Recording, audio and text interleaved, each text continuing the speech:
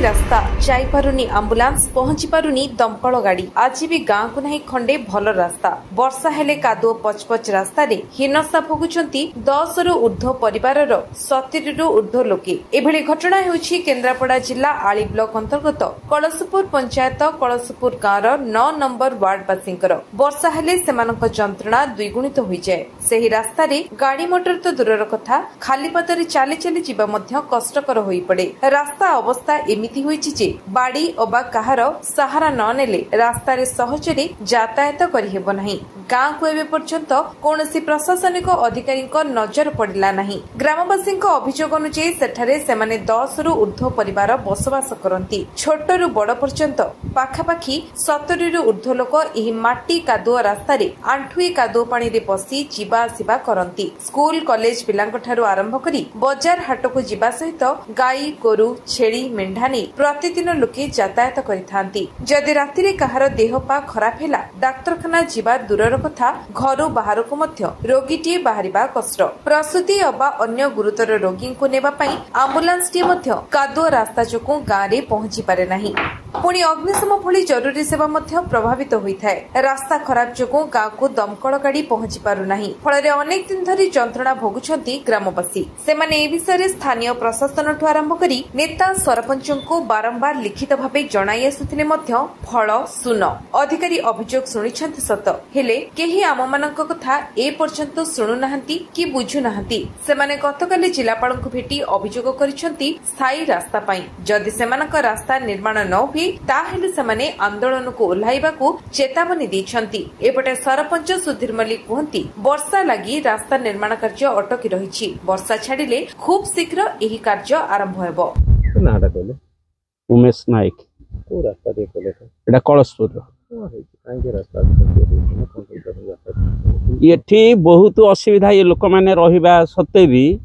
चारि थर ये रास्ता पैसा आसिक से रास्ता कले नहीं कि अन्य आड़े जो रास्ता अच्छी पिचु उपर ढलई कर से पैसा को नहीं पड़े गले एठी किंतु कले नहीं। आमर कर्तव्य कौन से कहवा आम कौन कर जो असह्य है कलेक्टर ऑफिस आम गलु रास्ताटा निहाती दरकार आम चाहूँ असुविधा देखुं ये आंठिए कादुओ आम किमी कौन पिला गुड़ा बोधे 2-3 मास है स्कूल जाई पारना बुझे कि 3 मास है स्कूल जाना छुआ ट्यूशन बंद स्कूल बंद तो ये रास्ता छुआ भी मूर्ख आमर पानी जल अच्छी ठीक ट्यूबवेल गोटे अच्छी आमर से 10 घर भितर गोटे ट्यूबवेल भी अच्छी ये पाइप लाइन पानी भी गोटे देइचंती आमर एठी 10 घर रहउचंती लोक निहाती बोधे 70-80 खंड हो जाए कौन प्रकार शुणुना कौन भगवान को गोचरी से कौन पाई आमको एमती कर भी जान ना तो कृष्णचंद्र नायक सरकार आपण जो कथा कहले सरकार कहते सब आड़ को रास्ता बिजुली सब प्रकार किंतु आम ये आंठी कादुअरे पशिकिनी दैनिक यातायात करूँ पिला छुआ स्कूल को जाई पारना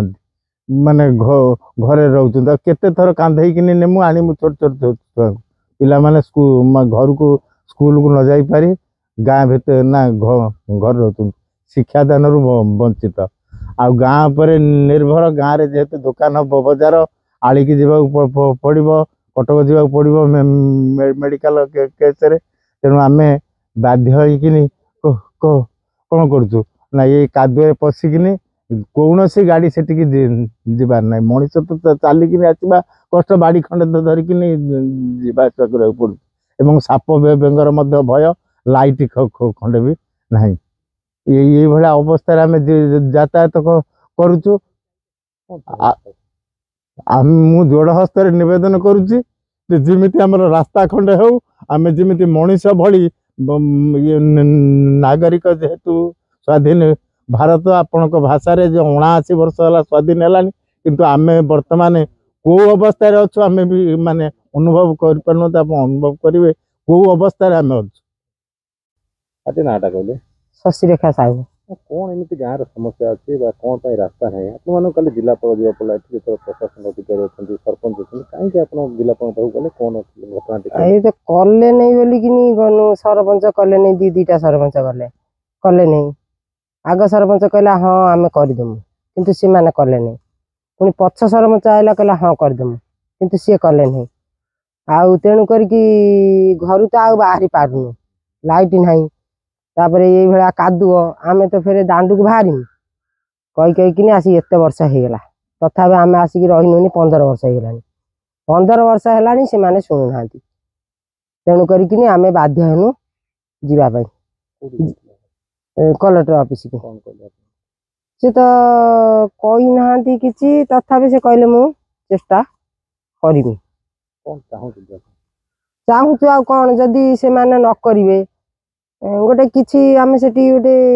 आंदोलन करिया को चाहूँ माने अनुसरण करिमु आ मो ना अमरेश नायक कलशपुर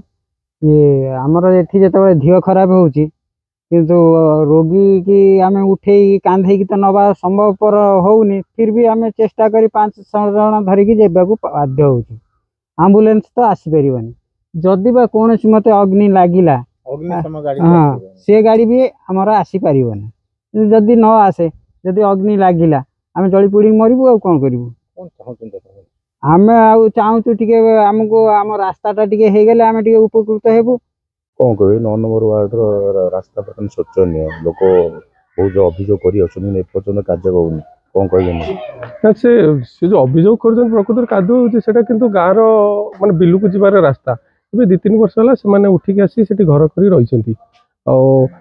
भी आम पैसा देचु पैसा बर्तमान सांक्शन हो वर्षार लगातार वर्षा से रास्ता हो पारे कम वर्षा टी माने रास्ता टी टाण हो गले हार्ट मेंटल है गोड़ी देहब बोलिक आम जिला परिषद उपाध्यक्ष ये पैसा सांक्शन कर जिला परिषद फंड रु एटा निश्चित बहुत जल्दी हो अरविंद नायक कलशपुर 11 नंबर वार्ड लोक 70-80 लोक रोज असुविधा आम तो मुख्य असुविधा आम वर्षा दिन आइले आम ठेका दर जावाजा कर पिला स्कूल मोर 3-3टा छुआ स्कूल जापाना 3टा कहा तो स्कूल जापाना स्कूल बंद ट्यूशन बंद कौन गोटे सुविधा असुविधा देहपा खराब है आम जापर नहीं ठेका दर पशिक टेका नहीं जिम जो बहुत असुविधा आम पहुँचु आमको कही मार्च एप्रिल भितर रास्ता हम बोलिक एपर्त भी हो पाला ना बारंबार प्रतिश्रुति दूसरी किंतु करूना आम चाहूँ आम आपण द्वारा आम अनुरोध कर प्रशासन को आमको केमी रास्ता खंडिका कर दिखाँ दरकार। ब्यूरो रिपोर्ट विश्व विजय न्यूज ओडिशा।